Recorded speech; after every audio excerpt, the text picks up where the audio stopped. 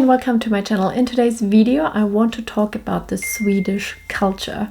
I'm really excited about this video because Swedish culture is quite unique, and who doesn't want to talk about it? If you understand the Swedish culture, you probably understand a little bit more why the Swedes are who they are. And if you want to move to Sweden, it might be quite useful to know. And if you are a Swede yourself, maybe it explains the way why you are who you are. Anyways, I found a really cool tool to look at different cultures in different countries, and obviously I used it to find out a little bit more about Sweden and what applies to Sweden. And then I also wanted to compare it to some other countries, for example Germany, because that's where I'm originally from, but also I'm comparing Sweden with the UK because that's where I used to live in the past 10 years before I moved to Sweden. Plus my partner is from Britain, so that makes sense to compare it to the UK. But also in this video I will compare Sweden with the US because it's quite an interesting country anyways. And then last but not least, I chose a country which is a little bit different. Although there are already quite a few differences between those four countries I just mentioned, including Sweden of course, I wanted to find a country which is kind of totally different from those Western countries. So I found a different country I want to talk about and compare Sweden and the other countries with, and that is Mexico. And it will make much more sense once we go through all the categories of where we can compare Sweden with the other countries. Then you will see that Mexico makes sense as a country which is kind of totally different. So before we dive into today's video, I also wanted to let you know my Patreon page is live. There's a link in the description down below. I just talk about everything else I don't really get the chance to talk about here on YouTube in my Patreon community. I want to build a better community as well where people can exchange, and yeah, so make sure to sign up below. Let's get started.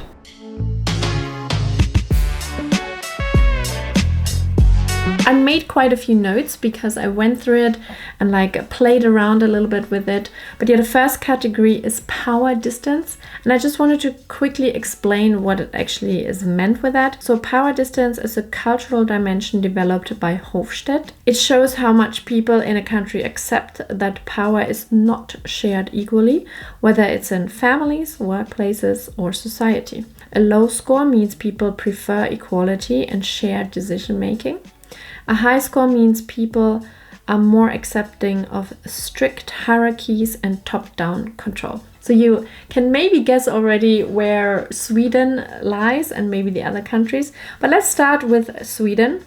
Sweden has a score of 31, which is actually quite low, and it is the lowest of all the 5 countries I'm talking about. That means Swedes value equality, accessibility, and shared leadership. And especially when it comes to a workplace, there's not really a hierarchy here. People normally call themselves by their first name.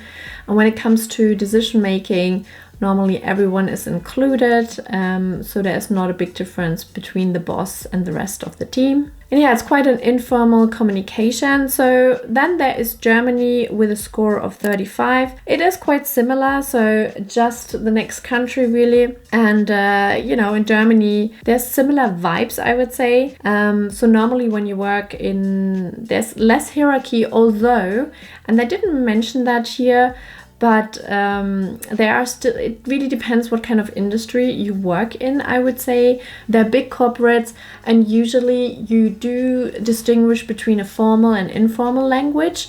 And it's not informal in every company. Maybe in the younger startups or cooler companies, it might be that you say du, which means you in a very informal way. But when it comes to bigger corporations or, then it is possible that it kind of matters, the hierarchy and how you talk to people. So yeah, but I guess they kind of took the average, and it's still quite good in Germany. So it's not that there's huge hierarchy. It used to be much worse, I would say, in Germany. Then the UK scores 35, which is kind of equal with Germany. And it has similar vibes, I would say. But the overall kind of sentiment is that anyone can succeed, and it's all about fairness. Then we have the US with a score of 40, which is actually a little bit higher, and there's a lot of collaboration going on, managers and the teams. So it's quite informal, and everyone can participate. But in the US, there's also quite a bit of individual responsibility and leadership, which maybe boosts up the score a little bit compared to Sweden and Germany in the UK. And then we have Mexico with a score of 81. And that's such a difference to Sweden. And that is because Mexico tends to accept that hierarchies and inequality are part of life. So it's a totally different lifestyle, I would say, or mindset. So in workspaces, people are generally comfortable with centralized power, and the boss is expected to lead. So if you're lucky, you have a really good boss, and they lead by example, which is great. But if you're not lucky, you have a leader who just tells you what to do, and that's it. But leader is leader in Mexico. You still follow, and you have less of a voice, and that applies a lot to the working space. I'm sure it's not in every company in Mexico like this, but it is the culture of the country, and it is very different to Sweden and the other countries. So in a nutshell, countries like Sweden and Germany place high value on equality and shared leadership, while the UK and the US also lean low in power distance, but have slightly different cultural backgrounds influencing how hierarchy is seen. So what do you think? Which country do you prefer based on what you just learned about power distance? Do you think Sweden would be the perfect country to live in based on this category? Let me know in the comments down below. And the next category is individualism. And I think I have to speed this up a little bit, otherwise this video will be so long, but it is so interesting. I feel so. What does individualism mean? This dimension looks at how people in a country see themselves. Are they part of a tight group where everyone looks out for each other, or are they more focused on their own goals and immediate family? You can probably leave your guesses down in the comments below to see how each country scores, and then I will reveal it. So in individualist societies, people are expected to take care of themselves, maybe close family, but that's kind of it. And in collectivist societies, people are part of larger in-groups, like extended families or close-knit communities that offer support and in return expect loyalty. So let's start with the US, because this country scores the highest with 91. And what does it mean? People are expected to be independent, speak up, and take initiative. So individualism is highly, highly desired. And when it comes to friendships, it actually might take longer, to really form deep connections with Americans. But on the contrary, they're very easy, to network with and to talk like small talk and things like that. But there might not be super loyalty for quite a while. And when it comes to the workplace in the US, it's a lot about the individual performance, which you are evaluated based on your own performance. Then let's have a look at Sweden with a score of 87. So that's the next country, actually, just after the US in our 5 countries I'm presenting you today.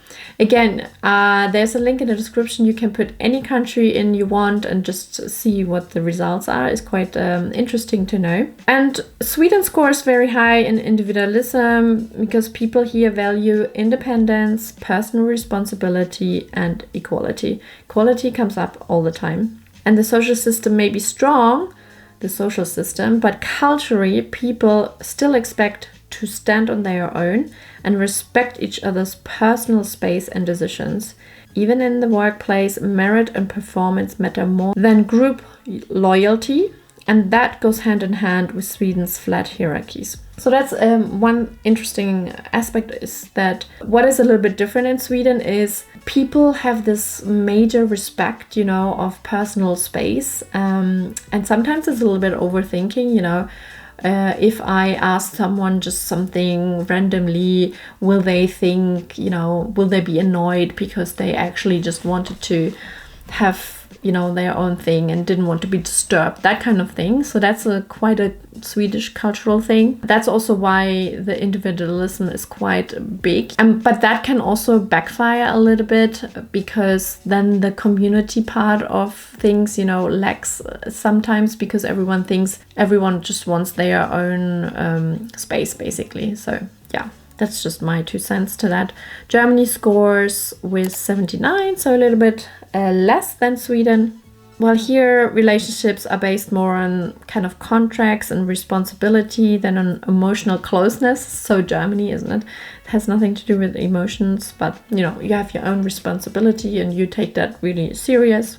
And people expect to be judged on what they can do individually, not who they know, that's kind of a good thing. There's a strong emphasis on self-actualization and taking responsibility for your actions. So Germany's big on responsibility. The UK, 76, so a bit similar to Germany. And here people just focus on personal achievement and finding your individual path. So it's also quite big on individualism, independent thinker. British people are raised to be independent thinkers, and success is often seen as a result of personal fulfillment. So, everything is quite me-based. That could be also used as a criticism, of course, if it's always like about you, and you don't really think about what other people want or as a collective. Anyways, Mexico scores 34, and you see it's such a big difference to the others again. So it falls into the collectivist side of the spectrum. In Mexican culture, loyalty to the group, whether it's family, extended family, or long-term relationships, is very important. People tend to rely on their group for support, and in return, they stay loyal. At work, relationships are often seen as moral or personal connections, kind of like a family bond. Decisions about hiring or promotion may take into account whether someone belongs to the group and how they contribute to it, not just their individual performance. So that is so different from the other countries. So compared to highly individualist countries like Sweden or the US, Mexico places some value on group harmony and long-term commitment. Honestly, I feel like probably a balance would be good, right? You want someone to really take responsibility and be highly individualist and try to get the most out of yourself, and celebrate achievements. But at the same time, it's not all about you, and you don't always have to do it by yourself. And it's good to have a group and a community sometimes and be even loyal to them. But obviously there's a fine balance, which is so hard to achieve, I guess. So countries are more on one side or the other. So just to summarize, individualism sometimes means like different things for each country. So in Sweden, individualism paired with social equality and kind of calm communication. Germany is strong responsibility and honesty values, and UK focus on personal uniqueness and fulfillment, and the USA has the strongest emphasis on independence and achievement. Perfect. And then the next category is motivation towards achievement and success. And that category is so interesting when you compare the countries. And you can already think about, what does motivation towards achievement and success means in Sweden? What do you think? Do they score high or do they score low? Let me know in the comments down below. So this dimension looks at what motivates people in a society. In high scoring, decisive cultures, people are driven by competition, performance, and success. The goal is to be the best, and this often starts in school and continues into work life. Where does Sweden lie? In low scoring, consensus-oriented cultures, people value well-being, balance, and quality of life. Success is not about standing out, but about living a good, meaningful life. So now maybe you know already that in this category, Sweden will stand out the most. And this is really good to know when you come to Sweden, because I had a video where especially this was criticized about Sweden, and they really, really didn't like that. But it really depends on who you are and what you want in life. So let's start with Sweden. Sweden scores 5. 5. Can it be any lower? Sweden is one of the lowest scoring countries in this dimension, meaning it's strongly consensus oriented. The focus is on work-life balance, equality, and making sure everyone is included. And that is open to debate, and I love your thoughts. Let me know in the comments down below what you think about it. Managers are supportive and decisions are made together. We mentioned that at the very beginning. Standing out or being too competitive isn't admired. It's more important to collaborate and stay humble.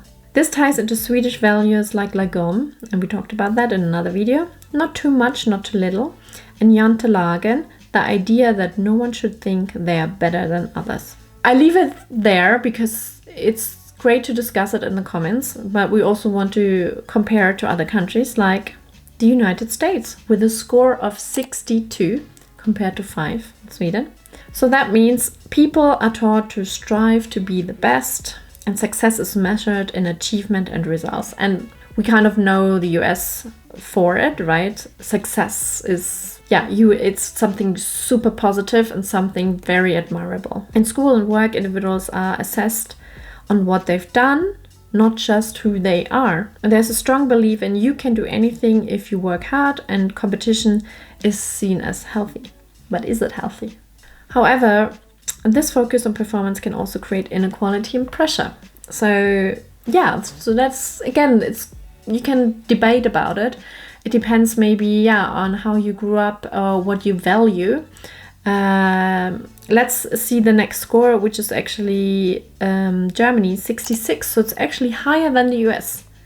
That is quite surprising. And I can tell you already that United Kingdom is also a 66. So Germany and the United Kingdom are scoring even higher than the US. That's quite surprising. So in Germany, performance, achievement, and being the best at what you do are highly valued. From a young age, children are tracked into school paths based on ability. 100% true. And I talked about this in other videos about the school system. It's definitely about like what you know and how you perform. And if you are not good as others, or, then you will be judged for it. So highly true. In the workplace, status can be connected to what you've accomplished, like owning a nice car or having advanced qualifications. Very important still in Germany. Managers are expected to be competent and results driven. Obviously, you just have to be really good at what you're doing. United Kingdom, again, is kind of similar. British culture combines a high drive for success with a style of modesty. People may seem reserved, but the competition is real, especially in professional settings. Are they really reserved? I don't know. Reading between the lines is part of the culture, and while people may not show ambition outwardly, high achievement is valued.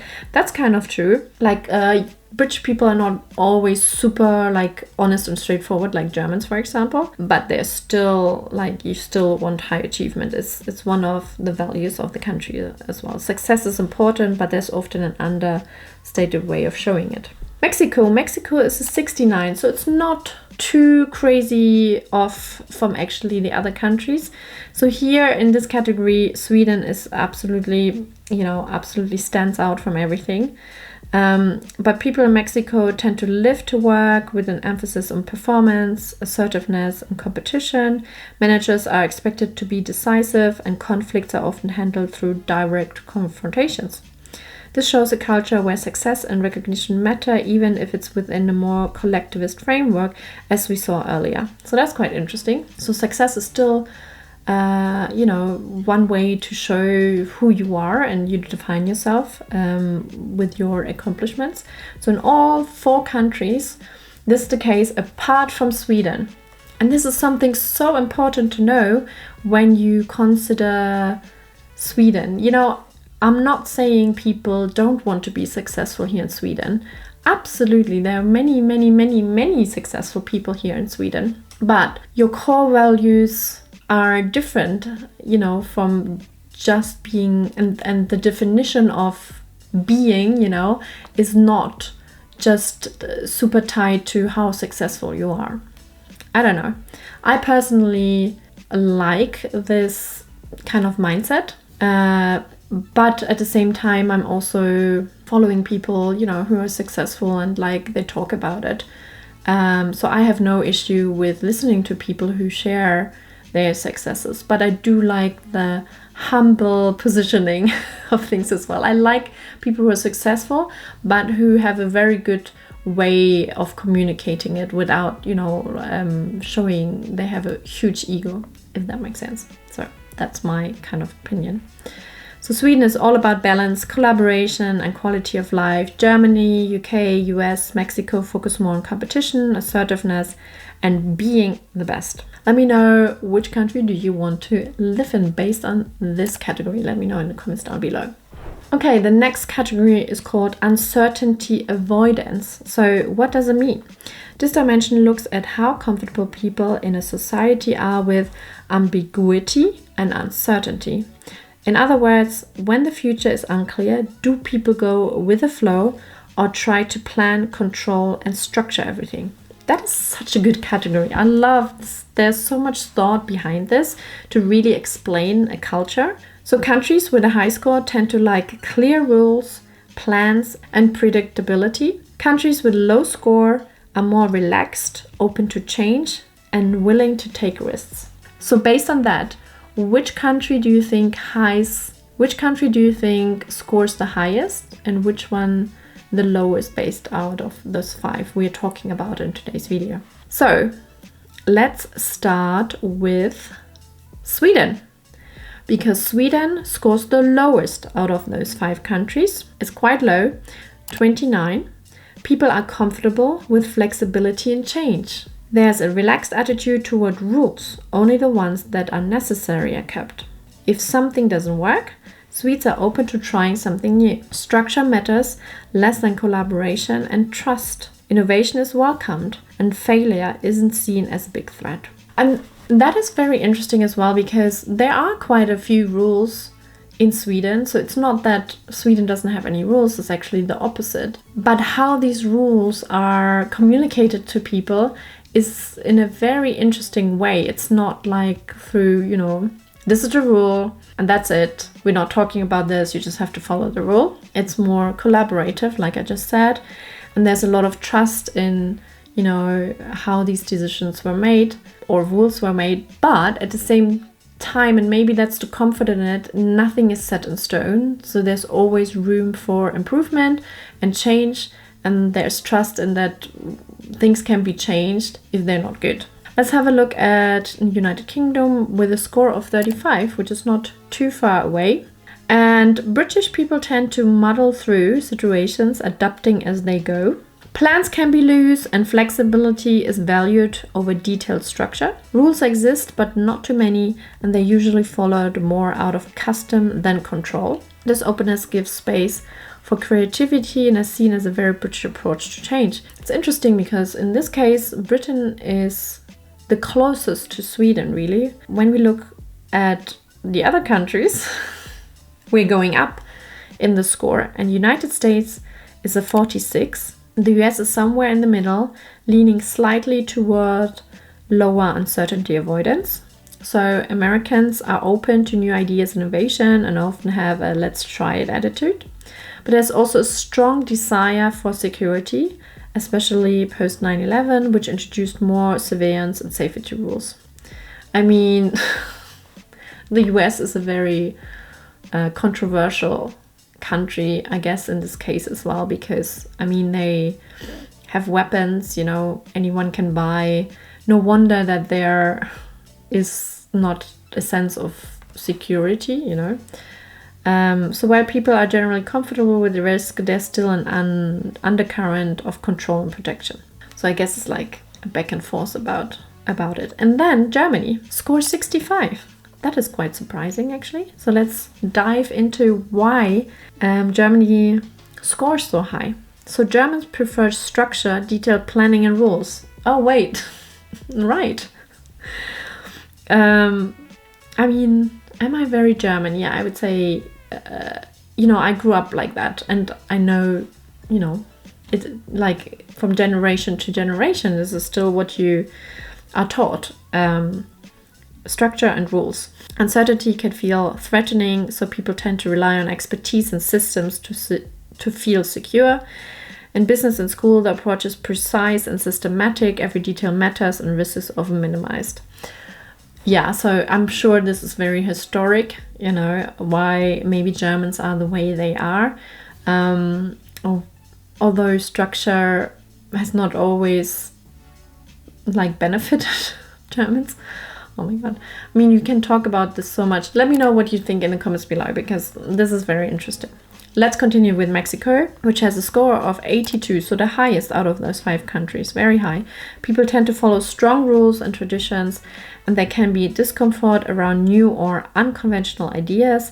There's a strong need for security and structure. Innovation might be resisted unless it fits within existing systems.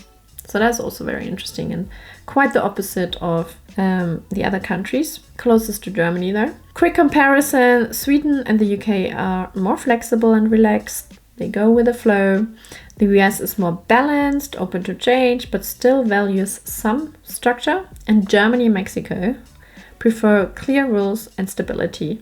Uncertainty can feel like a threat. And political uncertainty, and you could see that the Germans felt very, very uncomfortable with that. And my parents were talking about it. And yeah, that is definitely something which is very understandable for Germans.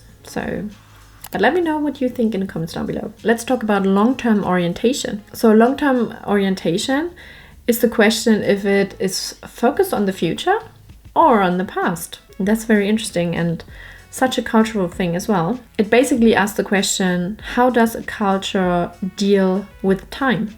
Do people in a country prefer to stick to tradition and long-held beliefs? Or do they focus more on the future, adaptability and long-term goals? Countries that score low on this dimension are called normative societies. They place importance on customs, loyalty, and absolute truth. Countries that score high are more pragmatic, meaning they are open to change and focus on long-term strategies and education. Maybe you can have a guess where Sweden lies. Let me know in the comments down below. But let's start with Mexico this time with a score of 23. So that is quite a low score, and which means it's a normative culture. People tend to respect traditions and cultural values. There's a focus on quick results rather than long-term planning, and saving for the future is less emphasized, and adapting to change might happen more slowly. The next country is actually the United States with a score of 50. So the US sits right in the middle. There is no strong leaning either way. Americans are both practical and results oriented. While they analyze new information, there's also a strong emphasis on short-term gains, especially in business with quarterly reporting cycles. So when it comes to, making money, let's do that now. There's a can-do attitude that favors innovation, but also a need for quick returns. And surprise, surprise, Sweden scores 52, which is very similar to the United States. So it's also right in the middle. And this means Swedes don't strongly prefer either long-term or short-term orientation. You find a mix of tradition and innovation, and attitudes can vary depending on the context. It reflects a balance between progress and pragmatism. Sweden is known for its reforms and future thinking, but it also values consensus and tradition. There seems to be quite a balance here in Sweden. And when we compare this to Germany, Germany already is more on the pragmatic side. People are comfortable changing traditions if necessary. That's why I sometimes think what is very traditional German? What culture, what do we celebrate, these kind of things.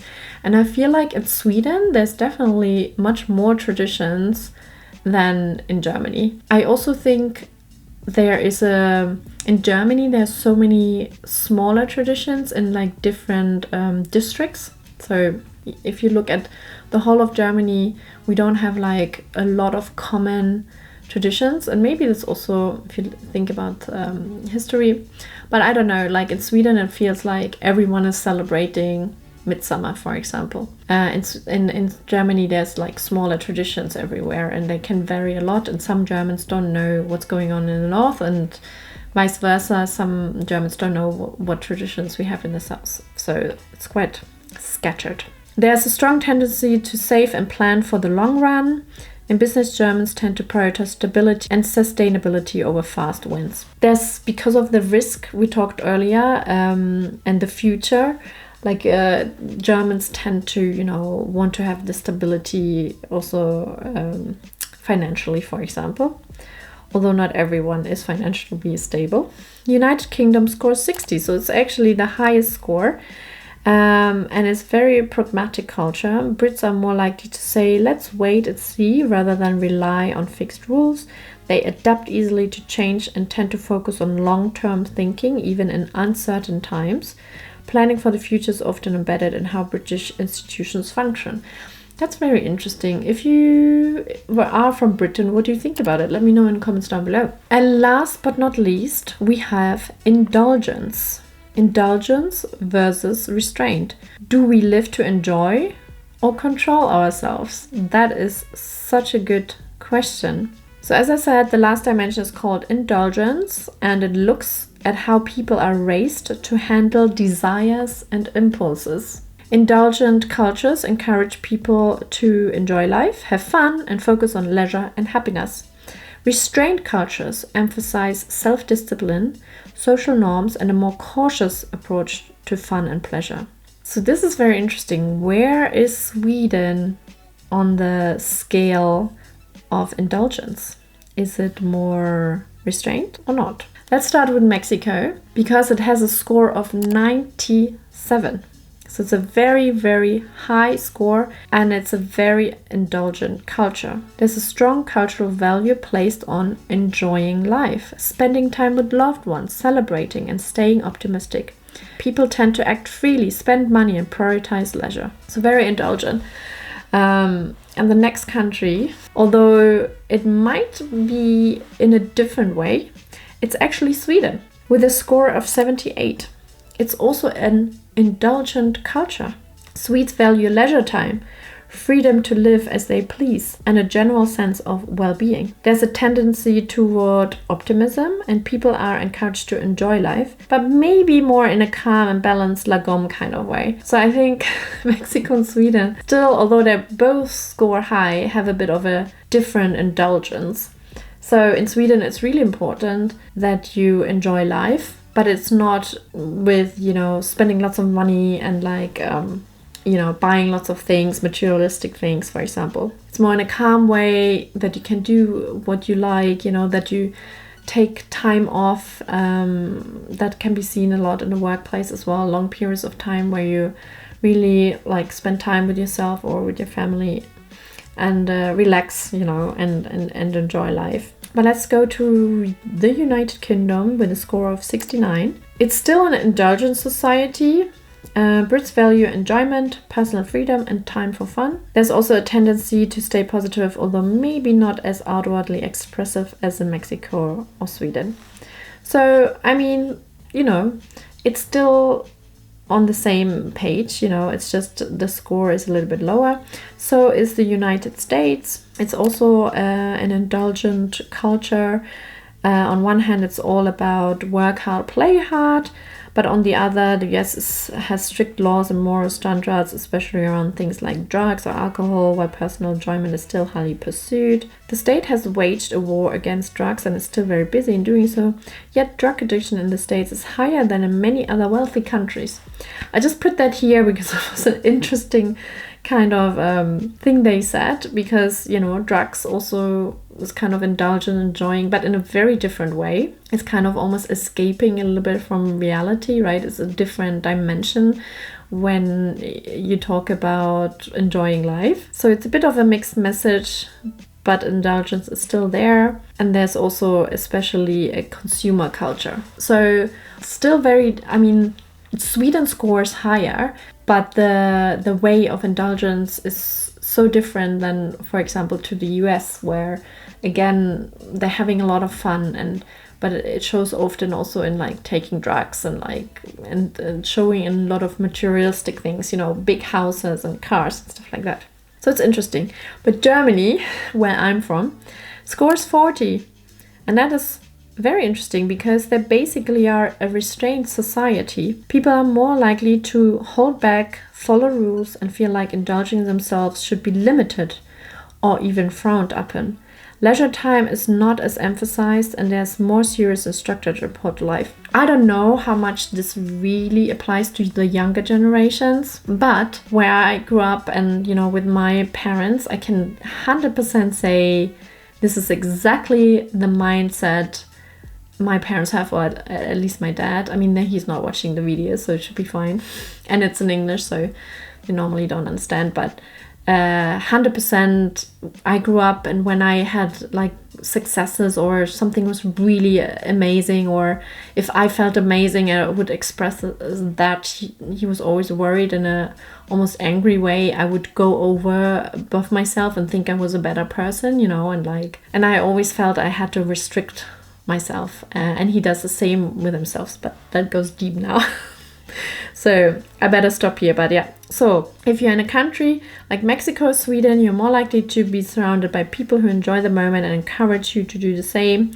In Germany, however, there's more self-discipline, structure, and hesitation to indulge.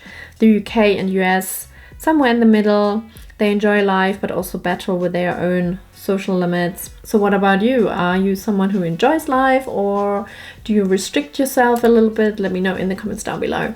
Alright, this was a long video, but it was so much fun when I compared all these countries. I think there were so many insights, and you could really like learn a little bit about the different cultures, and especially about Sweden if you're considering moving here, or even if you live here already and you're wondering why there's certain things the way they are because of the Swedish culture, and you know, then you maybe understand a little bit and maybe can even more accept it, or you maybe decide it's not for you. It's up to you. Thank you so much for watching till the end, and I will see you in my next video. Hey, Dora!